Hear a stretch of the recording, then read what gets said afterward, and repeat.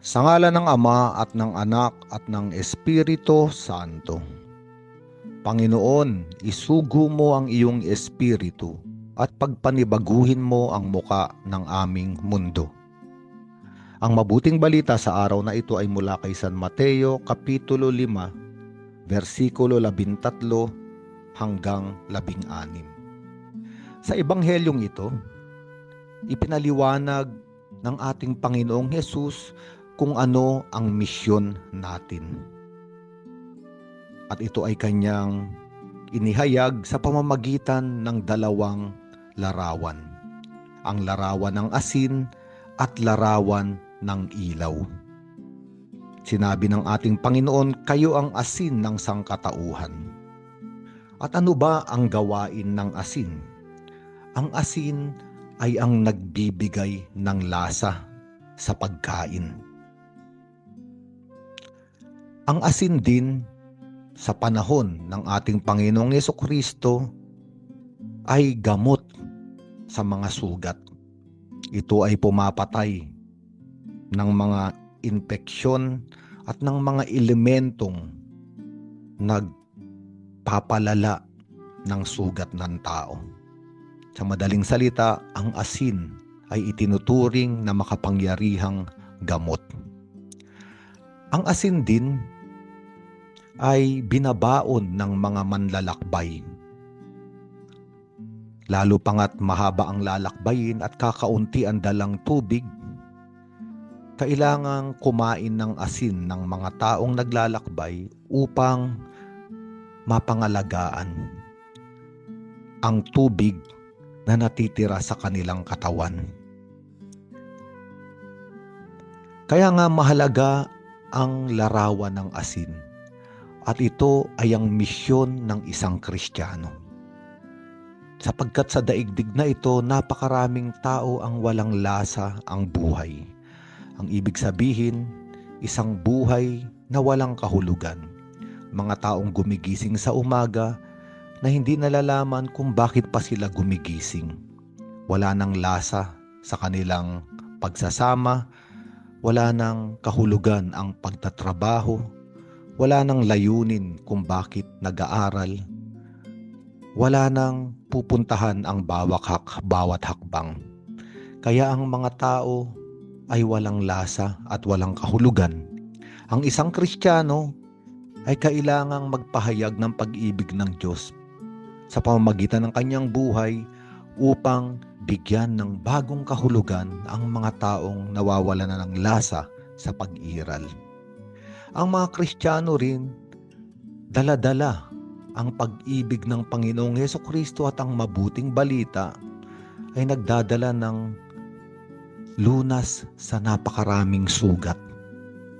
Hindi lamang mga sugat na pisikal o sugat sa katawan, higit sa lahat mga sugat ng tao na nasa kanilang kasaysayan.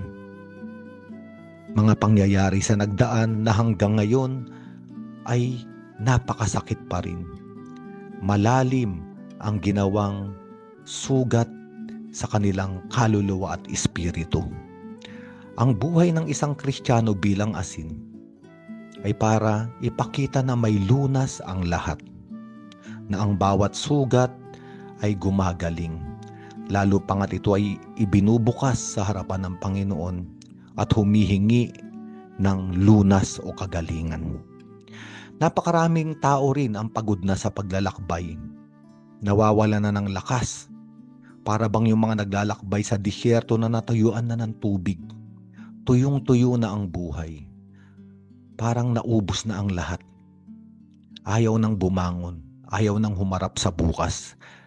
At ang misyon ng mga Kristiyano, katulad ng asin, ay para panatilihin ang tubig na nagbibigay ng lakas sa paglalakbay ng mga tao dito sa daigdig. Ngunit ang asin, para magampanan niya ang kanyang mga katungkulan, kailangan niyang matunaw. Sapagkat hindi makapagbigay ng lasa ang asin, hindi niya magagamot ang mga sugat at hindi niya mapapanatili ang tubig sa katawan ng naglalakbay kung hindi siya matutunaw. Ang ibig sabihin ng larawang ito, kung paano tayong tinatawagan ng Panginoon na maging asin, ay ibigay din ang ating buhay. Habang binibigyan natin ng buhay ang iba, tayo rin ay unti-unting natutunaw kung paanong gayon din ang ginawa ng ating Panginoon. Para bigyan ng buhay ang sangkatauhan, kailangan niyang mamatay. Ang ikalawang larawan ay ang ilaw. At katulad ng asin, ang ilaw habang nagbibigay ng liwanag, siya ay unti-unting nauupos. Katulad ng isang kandila na nagbibigay ng liwanag sa gitna ng dilim. Upang gabayan yung mga tao, nasa kadiliman, ipakita ang daan at makalabas sa liwanag. Habang ginagawa iyon ng ilaw, siya ay nauupos. Ayun ang misyon ng isang Kristiyano. Ang buhay niya ay maging maliwanag na pagpapahayag na may Diyos na umiibig kahit pa nga sa mga taong nalugmok sa kadiliman, naroon sa kawalan, hindi alam kung saan pupunta, sapagkat ang taong nasa dilim ay walang patutunguhan, wala siyang nakikita, wala siyang naaaninag, at hindi niya alam kung paano lalabas mula roon. Ang misyon ng Kristiyano ay ipakita ang liwanag ng pag-ibig ng Diyos sa pamamagitan ng kanyang buhay. Ituro ang daan sa mga taong nakakulong sa napakadilim na kalagayan na may daan palabas. At katulad ng larawan ng asin, ang Kristiyano habang nagbibigay ng liwanag ay unti-unting nauupos. At ngayon ay pinapaliwanag ng ating Panginoon na ito ang ating misyon, maging asin ng sangkatauhan at ilaw ng sanlibutan. Ngunit hindi tayo dapat mabahala. Totoo, tayo ay matutunaw katulad ng asin. Totoo, tayo ay mauupos katulad ng ilaw. Ngunit tandaan natin, si Jesucristo nung muli siyang nabuhay, ay may kapangyarihang bigyan din tayo ng walang hanggang buhay. Totoo, paulit-ulit tayong mauupos. Paulit-ulit tayong matutunaw. Ngunit paulit-ulit din tayong magsisimulang muli. Paulit-ulit din tayong magkakaroon ng buhay na puno ng pag-ibig para magbigay muli. Sapagkat ang ating Diyos ay ang Diyos ng walang hanggan.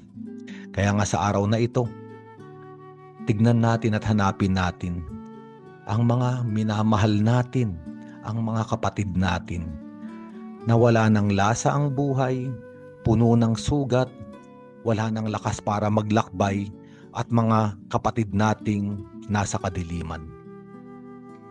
At humingi tayo ng lakas sa Diyos, sa ating Panginoong Hesus, na sa araw na ito tayo ay matunaw tulad ng asin, tayo ay maupos tulad ng ilaw, upang maibigay ang ating mga sarili sa napakaraming taong naghihintay sa atin. Sa ngalan ng Ama at ng Anak at ng Espiritu Santo.